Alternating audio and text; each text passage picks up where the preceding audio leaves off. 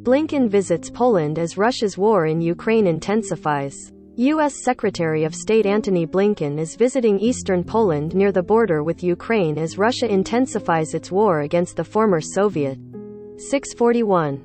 Rzeszów, Poland. U.S. Secretary of State Antony Blinken is visiting eastern Poland near the border with Ukraine as Russia intensifies its war against the former Soviet Republic.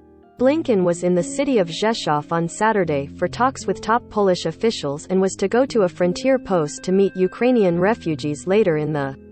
Blinken met Polish Prime Minister Mateusz Morawiecki and Foreign Minister Zbigniew Rau a day after attending a NATO foreign ministers meeting in Brussels at which the alliance pledged to step up support for eastern flank members like Poland to counter Russia's invasion of Ukraine. Although NATO has ruled out establishing a no-fly zone over non-member Ukraine, it has significantly boosted both military and humanitarian assistance. Rzeszów, about 80 kilometers (50 miles) from the Ukraine border and its airport, has become a hub for flights carrying such aid.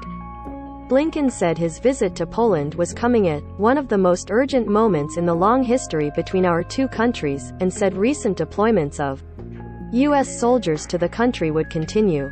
Rau said Poland had already taken in more than 700,000 refugees from Ukraine and that he expected hundreds of thousands more in the coming weeks unless Russia backs down. Poland will never recognize territorial changes brought about by unprovoked, unlawful aggression, he said, adding that his country will demand that alleged Russian war crimes committed in Ukraine will be prosecuted. Following his meeting with Blinken, Morawiecki said they had agreed on the need to further strengthen NATO's eastern flank and strengthen Europe's security architecture. Poland is seeking more U.S. forces on its territory, where there are currently more than 10,000 American troops. The two men also discussed stepping up sanctions and freezes of assets on Russia, which Morawiecki said should be crushing for Russia's economy. No Russian banks should be exempted from the exclusions from the SWIFT system, he said.